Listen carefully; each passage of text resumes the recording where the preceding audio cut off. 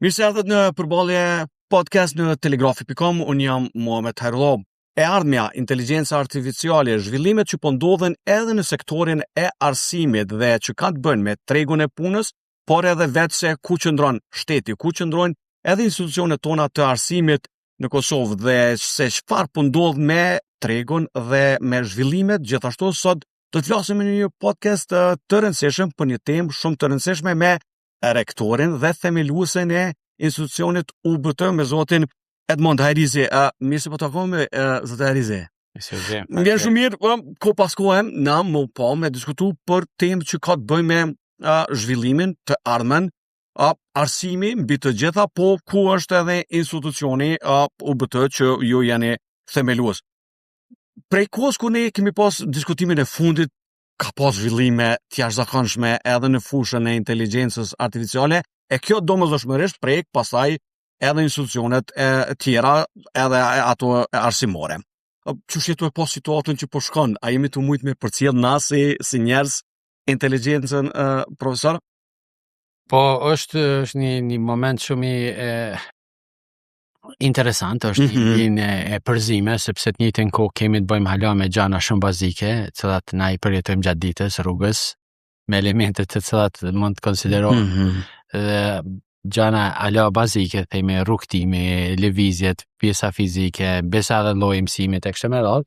E të njëjtën kohë ka edhe një lëvizje kogja eksponencionale të implementime dhe zhvillime të inteligjencës artificiale dhe të teknologjive të avancume në sferat të ndryshme dhe ne duhem. Do të thonë ne tash po duhet të dy me zhvillu dy pozicione njëkohësisht, një me operu në konvertimet mbi bazën e atyre që janë standarde aktuale të akreditimit të cilësisë, të strukturave të proceseve të cilat konfirmojnë se je në kodet e regulativave.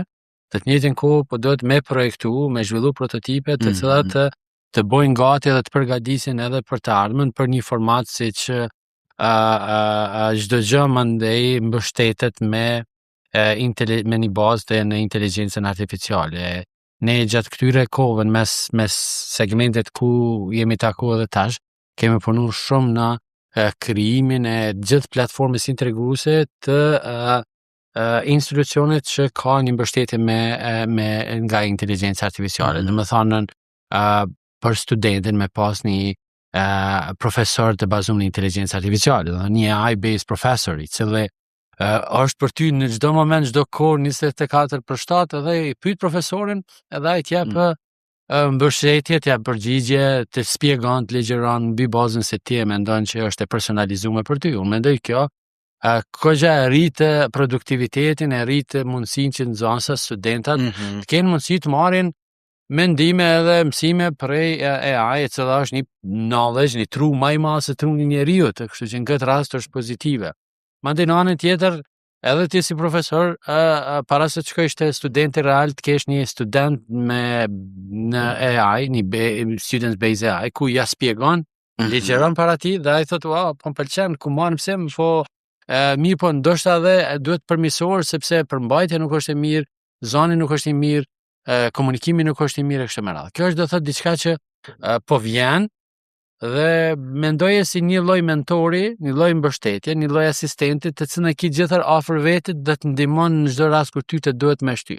Sepse në formatin klasik një profesor ka kohë ndoshta një herë në javë me taku, po nëse janë 100 studenta edhe ajo javë nuk është e lehtë për mu shpërnda për çdo student. Dhe tash një profesor i tillë kur janë mbështet dhe një vegël mbështetëse të inteligjencës artificiale, realisht edhe studentet i jepet për kraje më e madhe dhe ai ka mundësi me pas sukses në arritjen e kompetencave tina brenda një periudhe të caktuar siç e kemi planifikuar 3 vjeçare, 4 vjeçare apo 5 vjeçare studime, kështu që faktikisht na mendojmë se do të rritet cilësia dhe produktiviteti i arsimit dhe me këtë do të validojmë shumë afër ato që për një met duhet me mri një student apo një individ derisa të përfundon. Kjo është në aspektin individit, por në aspektin tash tjetër kem punu që vetë institucioni të jetë një platformë virtuale, AI-based, që realisht ke mundësi të mos t'jesh mu vetëm një universitet klasik fizik, me amfiteatra klasike, po t'jesh një institucion virtual me AI-based solution, me cilën ti faktikisht hyn në klasë, ndjen sikur je në amfiteatër, po je në format virtual. Domethënë qasja në amfiteatër, qasja në ligjërim, qasja në laboratore, qasja në interaktivitet bëhet virtuale dhe ne tash po ata po e quajmë virtual campus, AI based virtual campus, që në fakt nënkupton që ndjenja e prezencës dhe e interaktivitetit është e njëjta sikur të jesh në formatin fizik, mirë po që për shkak të rrethanave, mundësive, kushteve, transportit, trafikut, rrethanave themit të kohës, ti mund ta përjetosh ata edhe po pse nuk je në aspektin fizik. Më thonë, në nivel individi, në nivel organizata, që dhe kemë punu, këta ne tash edhe bequjmë Digital Twin Campus, kampusi një lloj binjargëzimi digital ku çdo gjë që ndodh në aspektin real, fizik,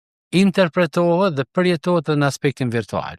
Domethënë, nëse jemi në UBT në këtë rast, ne të dy, personi i tretë që nuk është me neve mund të na përjetoj prezencën tonë virtuale nga jashtë. Domethënë mund të na shiqon sikur kishte me qenë në këtë realisht. Kjo është do thotë momentumi ku ne kemi mri me teknologjinë e cila e përmbyll një cikël shumë të avancuar e që pritet në 10-15 vite të ardhshme, 20 vite, ndoshta të bëhet edhe real. Po që UBT ka punuar shumë në këtë drejtim që në rast se ndodh një dukuri, një lloj ndryshimi radikal për formate të tilla, ne të jemi gati edhe të përgjigjemi rrethanave të tilla. Po kemi edhe mendimin tjetër që një format të tillë i mundson edhe një studenti nga Afrika të studiojë në UBT. Edhe një studenti nga Amerika, edhe një studenti nga Azia, edhe një studenti nga lagja X apo edhe dikon nga diaspora. Pa qenë fizikisht, po me pritu gjithë frameworkun, gjithë infrastrukturën, gjithë relacionet, interaktivitetin në të njëjtën kohë edhe me kolegët tjerë. Edhe e treta që duhet ta kemi kujdes që jemi të punu është prap mos ta humbim elementin njerëzor. Domethënë që është shumë komponent të rëndësishme social, psikologjik. Prandaj kemi punuar që ta ndërtojmë një qytet të tërë institucional, një kampus që ne kemi transformuar në qytet, që quhet qyteti i mençur i UBT-s, ku ti aty e përjeton gjithë këtë teknologji të bazuar në inteligjencë artificiale, i përjeton gjitha mekanizmat klasik të sotshëm të operimit, po njëkohësisht ki edhe njerëzit të cilët vijnë nga gjenerata të ndryshme, nga fëmijët, nga të rinjt, nga të moshët, nga pleqëria, dhe gjithë ata janë me ty duke e përjetuar të njëjtin momentum që në fakt është shumë i nevojshëm për aspektin psikologjik dhe social të individit. Domethënë, nëse vjen ti në qytetin e UBT-s, aty gjatë rrugtimit që shkosh në amfiteatër, kemi përjetuar gjenerata të ndryshme, kemi kontaktuar me gjenerata nivele mendime të ndryshme dhe realisht mund edhe të komunikosh, mund të krijosh edhe një interaktivitet më të tekstuar dhe unë mendoj që kjo mbetet ai segmenti shumë i rëndësishëm human me cilën ne nuk duhet ta humbim dhe në këtë rast arsyeja që ne po e promovojmë këtë UBT 5S, Small Scale Smart Self-Sustained Society, ku njeriu dhe njerëzimi janë pjesë përbërëse dhe është domethënë importanca më e rëndësishme, e krijon një model të kompletuar të modelit të së ardhmes që faktikisht e zhvillon. Mirë po, AI, teknologjitë avancume janë diçka që ne nuk kemi kurrësi mundësi të neglizhojmë për shkak se nuk janë elemente vetëm funny apo moderne apo interesante, por realisht ndoshta janë edhe të domosdoshme për shkak se transformimet e tona që po ndodhin edhe në kompetencat e reja, edhe në skillsat e ri temi, apo në aftësitë e reja, apo edhe në ekonominë e re, apo edhe në transformime tjera sociale-ekonomike temi botërore, edhe në aspektin planetar e kërkojnë që të kesh një aftësi transformuese më të shpejtë dhe një produktivitet më të madh human, e cilën nuk mundesh me bë pa e ndërlidh edhe me teknologjinë. Prandaj në këtë rast kjo nuk është vetëm dëshirë edhe çësje për të qenë inovative, me qenë i parë kështu me radhë, po unë mendoj që është edhe një lloj domosdoshmërie e për këtë rast UBT-ja si edhe nëse është si aspekt akademik, shkencor, inovativ, ne kemi edhe obligim të ndërtojmë future lab, të ndërtojmë future prototypes, domethënë prototipe të së ardhmes, modele të së ardhmes, të cilat ne i dizajnojmë, i zhvillojmë, i përjetojmë, i konfirmojmë dhe realisht nëse në një nivel të caktuar dalin si të dobishme, atëherë i distribuojmë edhe në vende të tjera, edhe në qytete të tjera, edhe në Kosovë, po edhe në vendet globale. Kështu që UBT është pak a shumë një laborator i së ardhmes, një future lab, një future city lab, një future living lab, ka definicione të ndryshme të cilat ne i kemi ndërtu brenda strukturave tona e për cilat realisht mund t'ju japim edhe përgjigje të ndryshme të cilat mund t'i ketë dikush, mund t'i ketë qeveria, apo mund t'i ketë biznesi, apo mund t'i ketë qytetari, apo mund t'i ketë themi edhe në aspektin regional. Qëllimisht e lashte pjesa por me shpjegu, mas e nisëm me UBT-n, po vazhdojmë te kjo pjesë. E di edhe në diskutimin që e kemi pas para disa ditësh kur folëm për zhvillimit, për konceptin, për tregun, gjithashtu rinia, zhvillimet që po ndodhen, kërkesa pasaj të tregu dhe këtu përshtatshmëria pasaj e studentëve. Tash tek këto risit e fundit për me lidh pak edhe risit brenda institucionet, në anën tjetër ka kërkesa të reja, ai ka ndryshuar, që e tham, po njëjtën kohë në treg të punës kërkon edhe specifika të reja. Soj po i përshtatet UBT këtij tregu në Kosovë, duke ofruar edhe mundësi të reja brenda vet kampusit që e kene. O mendoj që kjo është edhe logjik, nga vetë fjala që po flasim për Future Lab ose Future University ose Future City, ne pikërisht qëllimin e kemi që ta përgatisim një infrastrukturë me një edukim që i ofron studentit pikërisht kompetencat e së ardhmes. Për shembull, çfarë mund të jetë kompetencë së ardhmes? Na tham, gjithë struktura inteligjencës artificiale e implementuar në gjithë porët e jetës. Prandaj aty AI të na është si që me thonë, si bazë tash shumë e thelluar në gjithë sektorin. AI, domethënë inteligjencë artificiale dhe mjekësia, inteligjencë artificiale dhe industria kreative, arti, kultura, inteligjenca artificiale dhe gjuha. Eksakt, domethënë ne po i përgatisim gjitha, jo vetëm kurrikulat, por studentët që të jenë të gatshëm me koncepte të reja. Tash vjen për shembull pjesa e financial technology, pjesa e koncepteve të pjesës së blockchainit. Ne kemi zhvilluar tash ato programe, i kemi integruar ato laboratore dhe ato sisteme dhe studentët tonë i mësojnë faktikisht që tani gjitha ato që kanë me ardhur, ato ende janë aktive në Kosovë, themi, edhe në nivelin industrial, po jemi duke u bogati, duke i përgatitur që nesër kur të atakojnë me industrinë dhe me zhvillimet, ata janë të gatshme. Ne ju e dini, kemi vendosur edhe 5G, domethënë një infrastrukturë teknologjike që halon nuk është e zbatueshme në industri reale. Sidomos në Kosovë, mirë po ne atë industri po testojmë, po e zhvillojmë, po krijojmë prototipe mbi bazën saj, studentët po mësojnë, edhe si land, edhe si laborator, edhe si testim, edhe si zhvillim, edhe si ndërmarrësi, dhe realisht këta të ri po përgatiten për pjesën saj, pjesa e sigurisë kibernetike, pjesa e shëndetësisë, e-health, qeveri, domethënë çësia në interaktivitet për shërbime shëndetësore përmes formës distancës, përmes formateve të përcjelljes vazhdueshme me sensor shumë të personalizuar me të cilën ti mundesh me pas parandalime. Dhe gjitha këtu tani më jemi duke i përpunu, jemi duke i zhvillu edhe jemi pjesë. Dhe këto në bon, natyrisht bon edhe me bashkëpunim me organizata dhe institucione ndërkombëtare, po Patjetër, ne gjithherë kemi një konceptin që ne mos me qenë vetë, ne kemi tani një shtrirje me 700 partnerë ndërkombëtar. E poshtë me Cambridge tash fundi. Po tash kemi për shembull, po me Cambridge-in kemi për shembull të politikat, ne dizajnojmë politika moderne të qeverisjes lokale dhe nacionale mbi praktikat e zhvillimeve të fundit, të rezilienca, zhvillimi qëndrueshëm, smart sisteme. Tash jemi të organizuar një konferencë për bashkë nivel global me Cambridge-in, me Indian Institute of Technology, sa i përket inteligjencës artificiale. Çfarë impakti do të ketë inteligjenca artificiale në kulturën e njerëzimit, në artin e njerëzimit, ose në formate tjera. Mandej kemi bashkëpunime tjera me grupe të caktuara, me industri të caktuara. Për shembull, ne kemi bashkëpunime të teksueshme me nivele të tilla, të cilat natyrisht i bashkojnë forcat, i bashkojnë resurset, edhe gjenerojnë një vlerë shtume, të cilën ne edhe përfitojmë, edhe përfiton Kosova si pjesë e integrimit të global zhvillimit, po njëkohësisht edhe kontribuojmë. Ne nuk jemi më vetëm marrës, fatmirësisht na jemi tash dhënës.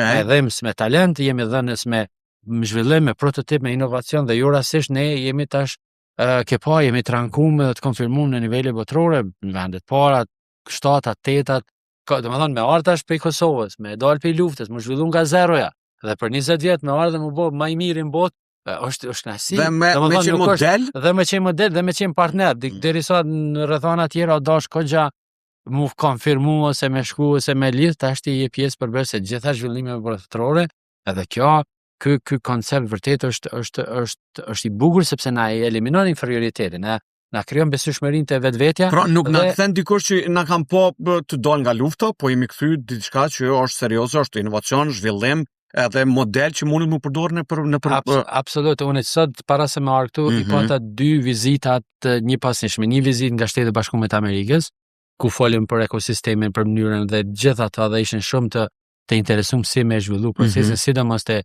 këtu qendrat e mëdha Big Data Center, te sistemi inteligjencës artificiale dhe një delegacion tjetër po ashtu i interesuar për bashkëpunim pe Finlandës, edhe një grup i ndërmarrësve të cilët kanë ardhur për me pa dhe shohin potencialin që ne bashkërisht mund të krijojmë ekosisteme të përbashkëta, sidomos te pjesa e e-health, te pjesa e sportit, te pjesa e digitalizimit të qeverisjes, e shumë e radhë, domethënë thjesht ne kemi tash vazhdimisht një ndërlidhje delegacioneve të cilat vijnë për të shiquar dhe për të filluar bashkëpunimin, qoftë si UBT me ta, qoftë si konfirmim që nëse vini ju këtu, ne ju mbështesim tani edhe me talent, me staff, me kuadra të cilat janë të përgatitur dhe s'ki nevojë me bën një upgrade apo zhvillim apo diçka, mirë po faktikisht të gjithë infrastruktura e Kosovës është e gatshme që ti ta pozicionosh një biznes të ri në një vend siç është. Dhe ka akreditime pasaj treja, si kjo që ishte me Cambridge që e parë fundit. Patjetër, domethënë ne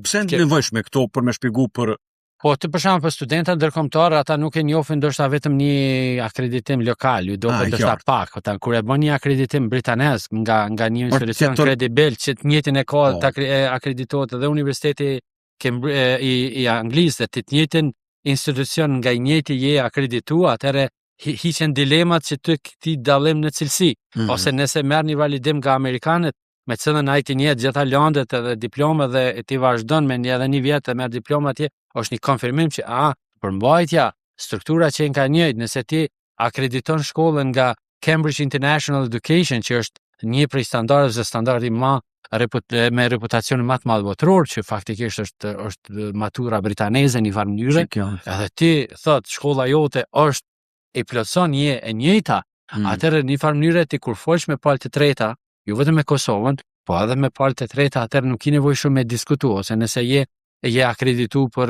ndërmarrësi, ose je certifiku për çështjen e inovacionit apo teknologjive të saktume, atëherë këtu janë të nevojshme, sidomos në fazën ku jemi si Kosovë që besueshmëria të konfirmohet. Ato nuk janë kusht i vetëm që ti jesh suksesshëm nëse s'ke përmbajtje. Mirë, po kur ke përmbajtje, kur zhvillon dhe kur i konfirmon, atëherë vërtet për neve është diçka shumë. Domethënë sepse shumica këtu në rankim mos haro janë për herë të parë që po bëhen këto. British Accreditation Council është i vetmi institucion, jo vetëm Kosovë, por në region që nuk është vetëm e rëndësishme për institucionin e juaj, por është e rëndësishme e rankon edhe Kosovën, sepse këto gjithë motivimi jon nuk është vetëm UBT-ja, se UBT është për Kosovën. Domethënë unë personalisht unë jam i Kosovës, unë jam Kosova dhe unë dua që të konfirmoj që unë jam çaq po i suksesshëm dhe çaq po i mirë dhe çaq po cilësor sa të gjitha institucionet tjera inovative në botë. Ky është motivimi edhe arsyeja pse na jemi aktiv. Domethënë ne kemi vendosur kur ne antarësojmë Kosovën në shoqat botërore, për shembull, tash u antarësojmë në shoqatën evropiane të universiteteve të shkencave të aplikuara. Edhe ti je aty, je antar, kontribon, merr shembull, vinë ata të vizitojnë, bojnë raporte për raste shumë pozitive të UBT-s në rrethana të tilla, atëherë ti e konfirmon, ose tani për shembull u akredituam nga shoqata botërore mjekësi sportive për mjekësinë sportive. Mjekësia sportive ka nevojë për konfirmim që vërtetimet tona, procedurat tona mjekësore, certifikatat tona mjekësore janë konform standardeve botërore dhe çdo konfirmim i joni pranohet në nivelin botëror. Pra koalicën ndërkombëtare. Para mendoj Kosova tash me këtë talent, me këtë infrastrukturë dhe me këtë potencial që ka për zhvillim, kur t'ia shtojsh dhe të ketë mbështetje të akredituar dhe të jetshëm, atëherë ti realisht nuk ka më dilema, nuk ka pyetje që është bën një referencim i gabuar për të bërë shitje të gabuara apo transfer të gabuara apo rrethana të gabuara. Kështu që faktikisht na po i mbyllim disa segmente të cilat janë shumë pozitive për Kosovën, sepse që aty po sulmojmë, ne po sulmojmë aty ku nuk është bërë diçka, aty ku ka nevojë, jo veç me duplifiku një biznes ose një strukturë cila cila ekziston. Nëse ajo ekziston në farë mënyre, atëherë edhe motivimi jon nuk është kryesor i theksuar. Ne kemi sulmu pikat që janë të ndihshme. Kush janë të ndihshme? Teknologjia. Okay. Është ndihshme AI. Na po sulmojmë AI. Është të ndihshme energjia, kemi sulmu të energjia. Është ndihshme mjekësia, kemi sulmu të mjekësia me poliklinika, me spital, me teknologji moderne, me edukim cilësor në mënyrë që ta sulmojmë problemin e mjekësisë dhe ta transformojmë në një energji edhe në një cilësi moderne. Të shkojnë te teknologjia. Sot për shembull, ti e din se shumica e IT-ve, vendeve të punës janë të mbulume nga studentët që janë trajnuar dhe janë shkolluar në BT. Do të them, mos them ta 60-70%. Është shumë kënaqësi kur ti përgatit ata dhe sot secili edhe qeveria ndër kompanitë më të mëdha. Edhe qeveria, edhe kush do kënaqet sot kur thotë se Kosova bën eksport ICT-s. Po ku janë trajnuar ata? Ku janë zhvilluar ata? Ku i kanë mësuar ata terma ku janë të mësojnë janë të mësuar në laborator më moderne të cyber security. Janë të mësuar në laborator më moderne teknologjive të avancuara. Ja ke, domethënë ata janë të përgatitur dhe kur vjen dikush me manista, nuk ka nevojë më shumë. Prandaj vjen edhe e bën kompaninë dhe hap kompaninë në Kosovë. Dhe prandaj projektohet kiti eksport vazhdueshëm sepse ne kemi punuar që është në pikë ose në robotikë, ose në mekatronikë, ose në infrastrukturë, ose në arkitekturë, ose në ndërtim, ose në bujqësi, bujqësia, shumë e rëndësishme, smart agriculture. Ne jemi të punuar shumë që Kosova të arrit produktivitetin e vet në bujqësi, sepse bujqësia klasike nuk kena hapësirë për prodhim të mjaftueshëm për vete apo për ndonjë eksport me cilësi të caktuara. Prandaj tash kemi hyrë smart agriculture, kemi të gjitha parametrat, të gjithë infrastrukturën dhe jemi të punuar kogja shumë për të implementuar zhvillime të tilla, domethënë bujqësi, domethënë thjesht është duke qenë aktiv pikërisht në ato pika të cilat shtrohen si pyetje. Sot është për shembull financial pjesa bankingut, banka institutet internacionale fintech, digitalizimi, inovacioni. Aty jemi të sulmu. Aty jemi ka kërkesa. Ka kërkesa, po edhe do të ketë edhe nevoja për kompetenca sepse ti del tash ligji i pjesës elektronike, delin komponentet e pagesave të gjana tje, është blockchain, ato vinë mrena një viti mund vinë nga aspekti politika. E tani kush janë ata që i zbatojnë? A kanë institucione financiare një aspekt? A ka kuadrat mjaftueshme? Ku janë trajnuar ata? A ka si teknologjia që ata mund të zhvillojnë? Edhe kjo është roli e jone që është pikërisht përgjegjësinë që UBT-ja merr për një ndihmë. Mandej planifikimi i qyteteve, smart qytetet e mençura, si janë ato qytetet e mençura? Si funksionojnë? Jo vetëm aspektin teknologjik, po na kemi ndërtuar një model të plotë me qytete të mençur, në mënyrë që gjitha qyteteve tona ti ndihmojmë që ato të transformohen në qytete vërtet sipas konfirmimit dhe sipas strategjive edhe politika dhe modeleve të qyteteve të mençura. Jena antar të mekanizma global me cilën ne publikojmë dhe jemi ftuar vazhdimisht të prezantojmë modelet tona në këtë fazë. Dhe kjo është mendoj shumë e bukur sepse qyteti i Prishtinës ka shumë nevojë për smartësi, është shumë larg qytetet mençur. Prandaj ne i thojmë si bëhet interaktiviteti, jo vetëm nga aspekti teknologjik, por edhe nga aspekti social, ekonomik, digital, aspekti ambiental, dhe mbi bazën e sajna, gjitha këto prototipe po i bartëm përmes qoftë studentit i cili nesër ka me qenë, qoftë stafit i cili është drejtor ose punon në mekanizmat e politik bërjes, qoftë dikush i cili është involvuar në biznes apo në struktura të tjera. Domethënë, ti është një lloj partneriteti me një ngjyrë frontale, me një ngjyrë proaktive që këto probleme mi trajtu, mi studiu në aspektin shkencor, inovativ, biznesor, mi bo prototipe, mi konfirmu edhe mandej mi thonë merre se vërtet kjo është gati. Domethënë kjo është çfarë po bojmë ne edhe çfarë po mundohemi me dhënë një impakt e cili mendoj se është një impakt goxha i mirë dhe ju rastisht beso ka shumë lëvizje, vizitat, studentëve, stafin ndërkombëtar, ka publikime, ka njerëz që kanë bërë doktorata tash për UBT-n, kanë kryer shkollim doktoratës me modele që i kanë studiu modele që ne kemi zhvilluar në UBT dhe kjo krijon vërtet një vizibilitet shumë të mirë edhe krijon poshtë edhe një mundësi të mirë që kjo me u bart. Ka dhe interes për shembull, ne kemi fol poshtë me Cambridge dhe me tjerë që këtë model tash ta bartëm edhe në vendet e vogla, jo vetëm Kosovë. Të smart city që kemi bërë këtë 5 face-in e UBT-s, ta bartëm tash edhe sidomos në udhëhesat ujdesat e vogla që janë nëpër botë e që kanë kufizim të resurseve të vetat, edhe për hir të asaj na tash me shku edhe me javë interpretu, me javë mi trajnu, me javë konfirmu që model që mundet më tash për shpëndo. shembull disa prej tyre kanë marrë në fillim qershorit me vizitu modelin e UBT-s, qytetin se si funksionon, si janë të ndërlidhuna fabrikat, strukturat, shkollat, spitalet e këtu, dhe qysh tani mandej ne me barte të ata në mënyrë që ata me përjetu një produktivitet, po edhe një lloj ekosistemi inovativ i cili kish me qenë shumë më i përdorshëm për ta. Do thotë ka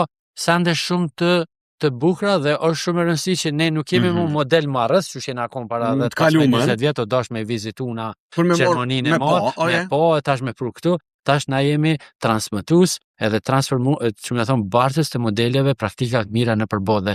Kjo është shumë e bukur.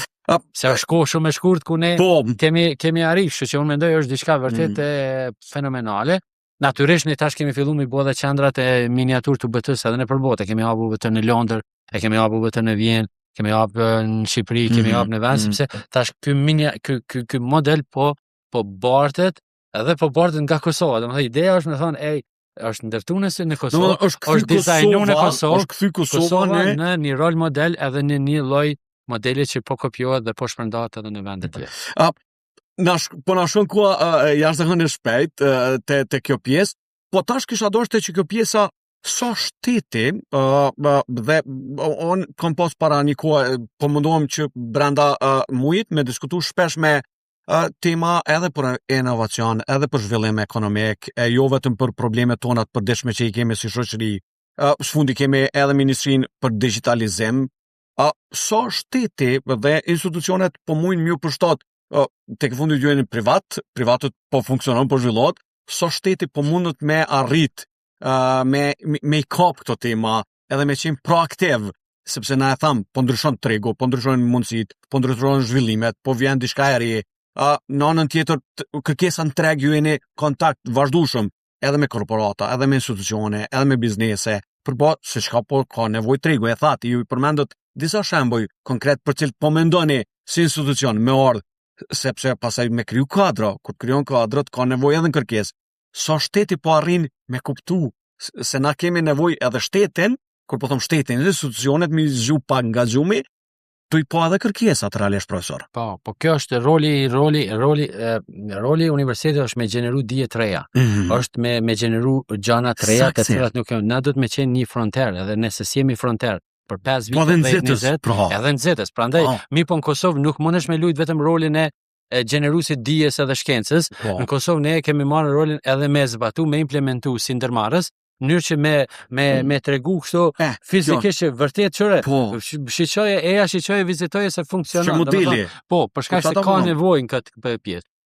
Shteti, qeverisja, ti e din që është më burokratike, ka rregullativa të ndryshme, ka vendimarrje burokratike dhe shkon shumë akadale. Janë aspektet ligjore, janë aspekte tjera që kufizojnë. Fatkeqësisht neve në botë na kufizojnë për me rritë cilësinë e jetës, nga aspekti teknologjik na kishun bo enorm zhvillim edhe më të madh dhe më të shpejt, sepse teknologjia është këtu.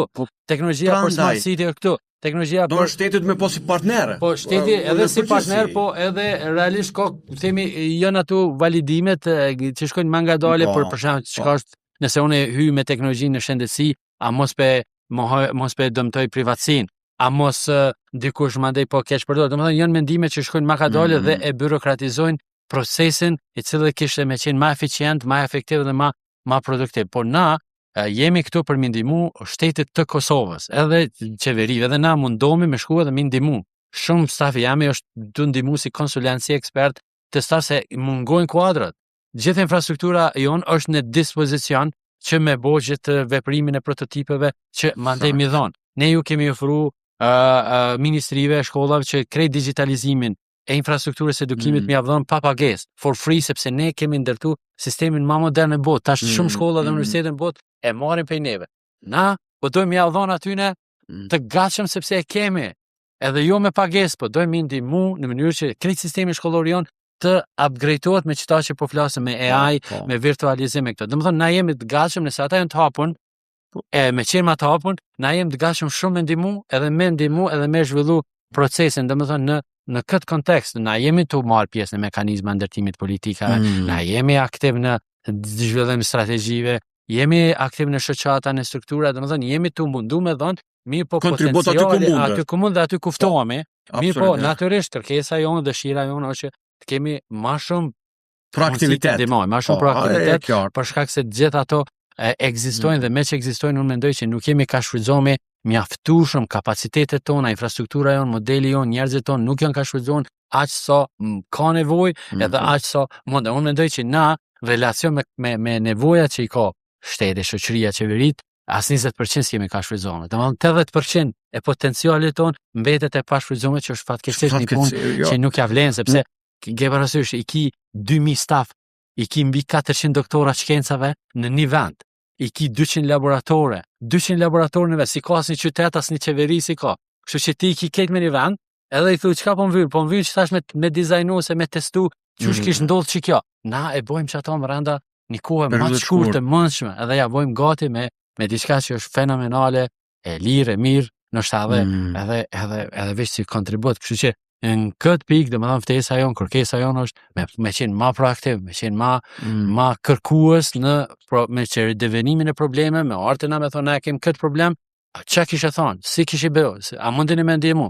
Edhe ta kemi disa iniciative. Zakonisht diskutohet që ky partneriteti edhe komunikimi, bashkëpunimi që është i nevojshëm në të gjitha fushat. Unë e shoh për diskutimet që kam me njerëz të ndryshëm në podcast, me korporata, biznese, me njerëz të sektorit të tikut, me institucione, e shoh që komunikimi është çelësi kryesor që duhet na me thysi që të barriere. Komunikimi është edhen që është pak një kulturë barriere në Kosovë. Pikërisht. Kemi në atë për ego të ndryshme.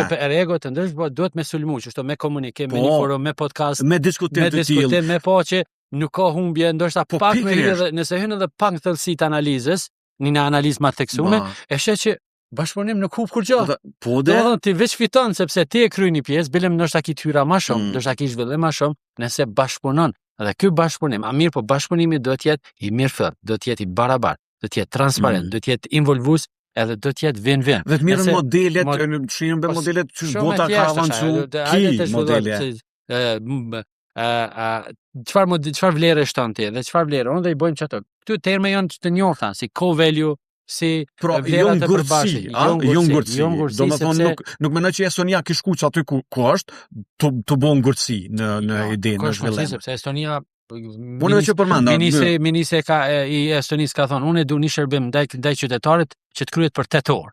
Dhe industria e Estonisë e ka dizajnu sistemin që çaj shërbim të kryet për 8 orë. Domethënë, industria ka marrë punën, ka kry, politika e ka definu një politikë që është ma pak byrokratizuese edhe shumë ma qytetëruese, edhe kur janë bashku të gjitha ato, atër ka ardhur të një shërbim që tani ne dashje apo pa dashje kemi thonë Estonisë një lloj digitalizimi që dhe ka qenë si rol model për të tjerët. Ne sot po flasim për koletën digjitale, për shembull, unë kisha në diskutim me ministrin për shërbimet online të gjë. Kosova është e avancuar në shumë aspekte, jashtëzakonisht shumë mirë dhe na duhet me potencu për shkak të edhe të rinjve të rejave tona, institucioneve që janë kriju, po Kosova ka mundësi shumë, të cilin e thatë jo. Na nuk jemi si Gjermania mbi 50 milion, jemi 1.5 milion, mundet më bëjmë mrekullia. Patjetër. Natyrisht ka zhvillime sepse nuk është çështje që janë edhe zhvillime edhe e teknologjitë janë më të lira. Do thotë nuk ka logjik mos me implementu, ato janë ka implementuar, mirë po mujna me integru edhe më shumë në mënyrë që gjithë zinxhiri i ekosistemit nacional të përmbyllet me një ekosistem digital i cili tani kish rrit eficiencën, kish rrit interaktivitetin edhe besoj që ajo ka me ardhash. Unë mendoj që shumë shpejt na kena me pas një segment veçantë qeveri për inteligjencë artificiale. Nuk kem çare pa pas. Jo 1, 2, 3. Ministri e përmendi bile një qendër të ekselencës, nëse s'gaboj qendër të ekselencës. Ti mundesh me anjë. Domethënë bashkëpunimi me sektorin privat që është sepse pas sektorin privat ti s'mundesh me bukur gjë që është domosdoshme. Na tregom, na i kem thash 1000 njerëz në IT që punojnë. Në 1000 njerëz nuk mundesh me neglizhu se ata ta bojnë një modelim brenda një kohë shumë shkurt. Kështu që edhe ata tjerë, domethënë ekosistemi është i nevojshëm, mirë po me rëndësi është që unë po mendoj që do të ketë edhe mekanizma tjerë që do ta përmbyllin strukturën digjitale. Edhe mirë po pse mos shkojmë pak më shpejt edukimi? Pse mos ta digitalizojmë edukimin pak më shumë? Domethënë nuk e kuptoj pse na e meritojmë që të kenë gjithë shkollat e Kosovës të kenë digitalizim modern. Edhe unë vërtet edhe këtu po them që unë jam i gatshëm me ndihmu që të transformojmë mbi praktikat më të mira në botë. Domethënë nuk ka model më të mirë që ne tash e kemi dhe pe distribuojmë nëpër botë e që kishim pas shef me javdhon shkollave tona. Ne kemi mjavdhon, po dhe çfarë kënaqësie kur një nxënësi joni një shkollës të Prishtinës, të Lipjanit, të Deçanit, të Dragoshit, mëson me sande të vegla dhe ngrisim në një pozicion tjetër, po edhe mësimdhënësin i ndihmojmë se ai ka nevojë për vegla shtesë. Beso, i ndihmojmë shumë, jo vetëm me formate klasike të mësimit, po edhe me një qasje moderne, cilën sot për sot është edhe nevojshme, kështu që ky interaktivitet është, besoj, ka nevojë pak për shpejtim më të madh, nuk e di pse. E njëjta është edhe për shëndetësinë, digitalizimi i shëndetësisë. Është një moment tash ka një projekt kogja madhor që pritet të implementohet, por ne kemi nevojë që shëndetësia e Kosovës të digitalizohet, që ti si pacient edhe si mjek të kesh një interaktivitet dhënat, të kesh një historiat të pacientit, ku ke qenë, çfarë medikamente ke marrë, ku ke në mënyrë që edhe vendimarrja për një gjykim klinik të jetë më saktë për individin, jo ai që përndohet në shumë nivele dhe në fund vendimarrjet janë ndryshme dhe shpesh krijojnë pasiguri, krijojnë mosbesueshmëri dhe njerëzit tani ikën shkojnë në vende të tjera vetëm pse nuk ka pas një harmonizim të dhënave apo të informacioneve që janë nevojshme për vendimarrje. Dhe unë mendoj që këto ose pjesa e telemiksis, mundësia që një mjek ka mundësi të kryejë shërbime konsultative pa shku, pse më ardhi dikush prej një fshati apo për një vendi tjetër më ardh në Prishtinë mu kontrollu për një komunikim që sot gjithë struktura është e mundshme më bo. Po për këtë na vyn edhe një regulativ e cila lejon ato. Edhe një regulativ që mundson interaktivitetin me mjekët më të mirë në botë. Një farë global smart digital healthcare system të BT-s me cilën një ndihmon me gjetë pacienti i caktuar me gjetë infermierin më të mirë të dur për rastin e vet, mjekun e dur në rastin e vet, ku i ndihmon edhe inteligjenca artificiale, ku i ndihmon edhe struktura analitike e dhënave, edhe ku i ndihmon një real-time capability. Po gjitha këto janë të mundshme edhe nuk kushtojnë shumë. Edhe na mundën me qenë një mekanizëm që faktikisht edhe një lloj prototipi edhe një lloj sistemi avancuar për nivelin botror. Dhe aty miniar kur sistemi shëndetësor stabilizohet, edukimi stabilizohet, ti kemë pas edhe kthim të investimeve edhe kthim të njerëzve sepse janë dy parametra shumë të rëndësishëm për shoqërinë e Kosovës që ata të dhe zhvillim në fund të ditës të edukimit. Profesor, zakonisht kur e kemi diskutimin na shkon shumë shpejt, na shkon shumë shpejt. Eksakt. Ti po i çet disa tema të gjëra që tani aty na mundë me eksakt. E nisëm me edukimin të rejat në UBT, 5 minuta të fundit për përfundojmë te kjo. Domethënë çka pritet në tash është koha e studimeve të reja, e programeve të reja, çka pritet te pjesa e trejave në institucionet të arsimit janë gjithmonë e këshyrin tregun, e këshyrin kërkesa në treg që janë shumë të rëndësishme. Eksakt. Po në këtë rast e din që edhe këtu jemi mundu që qytetarin ta eliminojmë pe gajleve, edhe pe barierave, edhe ai të mos mendon shumë. Domethënë na gjithherë jemi në front të programeve të reja të cilat nuk janë në trend me gjitha të rejat në botë. Domethënë nuk ka diçka në universitetet tjera që na nuk kemi. Diçka risia dhe diçka tjetër. Kjo është shumë e bukur. Domethënë qytetari i Kosovës nuk ka nevojë me shku as për shkencë, as për AI, as për mjekësi, as për struktura tjera sepse i ka tani më këtu të organizuar me këtë. Mandej ka programe të gjitha të akredituar, po dhe institucioni është akredituar. Domethënë ka akreditim evropian, ka akreditim britanes, ka validim amerikan. Domethënë një diplomë që tani më i ka të gjitha konfirmimet amerikane, britaneze, edhe amerikane në një vend që është diçka shumë ideale, në një vend me një çmim vërtet shumë të arsyeshëm, shpesh edhe më lirë se sa në institucione publike, dhe me këtë rast i krijohet një ambient, një qytet i tonë për studentët që të ketë, dhe laboratorin të ketë, dhe fabrikën të ketë, dhe punësimin të ketë, dhe praktikën të ketë, edhe ndërmarrësinë të ketë, edhe qytetin dhe kulturën dhe artin dhe muzikën dhe sportin. Edhe mendoj që jemi kogja gati mi prit studentat për vitin e ri. Kemi edhe disa programe të reja në proces, që tash na kanë mbet rrugës, për shembull që tham financial technology, pjesa tjetër. Kena pru edhe programe që i kemi akredituar në Angli dhe ju lëshojmë edhe diploma edhe britaneze. Kemi edhe disa, domethënë nuk kemi tani vetëm diploma kosovare të Kosovës, po edhe ndërkombëtare. edhe po ashtu kemi vendos krejt Coursera. Coursera është një platformë amerikane që janë gjitha kurset dhe certifikimet të profesorëve më të mirë në botë, Stanfordit e krejt, po edhe të certifikimet të krejt kompanive më të njohura në botë, IBM, Google, gjithë certifikimet e trajnimeve për t'i marrë skills e duhur për vendin e punës, tani i kena integruar në UBT. Domethënë gjithë platforma e Coursera me 14.000 kurse me 300 certifikime profesionale është integruar në UBT dhe çdo student tash e ka aksesin dhe e merr, e shfrytëzon dhe kur ta kryen shkollën, ai edhe ka diplomën, e ka edhe certifikimin, e ka edhe skills, ka edhe punën, edhe s'po di çfarë më bëu më shumë për ta. Domethënë nuk ka diçka dhe nikosisht gjitha ja kemi plusu sepse na qytetarët e Kosovës i dojmë shumë, janë tantë, janë familja jonë dhe ne dëshirojmë që vërtet jemi një kamp i shëndoshëm, i smart, i qëndrueshëm, edhe i talentuar dhe unë mendoj që na çdo ditë të konfirmojmë edhe më shumë. Është kënaqësi që realisht ne si vjet morëm për reputation vendin e parë në botë, universiteti institucioni më i mirë në botë. Vjetë morëm si universiteti më i mirë në botë për engagement. Sa është i angazhuar për domethënë kemi arrit të pozicionohemi edhe me njohje ndërkombëtare dhe natyrisht këtë rast këtë vit ka risi se kemi filluar të hapim portat edhe për studentët ndërkombëtar sepse do të kemi shumë interesim që të studiojnë dhe student nga vende të ndryshme të botës, që realisht e bën Kosovën një vend interesant, një qytet edhe një shtet studentor ndërkombëtar që në fillim pak ka pas para luftës disa me elemente, po tash besoj ju thyet paragjykimet, ju thyet edhe absolutisht ju thyet të gjitha paragjykimet. Kemë pas njerëz nga Amerika, kemë pas nga Evropa, nga Afrika, nga Azia, kështu që realisht unë pretendoj që Kosova ka më qenë një nexus, një nukleus shumë i bukur i të ardhmës. Zoti Alizi, kënaqësi gjithmonë me diskutu për edukimin, për të ardhmen digjitale, e ajnë që apo na pret dhe zhvillimin e përgjithshëm të Kosovës. Faleminderit shumë për kohën. Edhe unë të falenderoj shumë për energjinë pozitive, për qasjen dhe kjo të krijon një lloj ndjenje pozitive për të shprehë dhe natyrisht për t'tregu diçka që është pozitive, sepse unë mendoj që gjanat e mira edhe na motivojnë matutje, po nikosisht është edhe bukur që të shprehen edhe me publikun që dhe ne respektojmë. Absolutisht, faleminderit shumë. Është konsideruar ishim me themeluesin e rektorin e UBT-s, zotëri Edmond Alizi, shime në përballje podcast tjetër të radhës.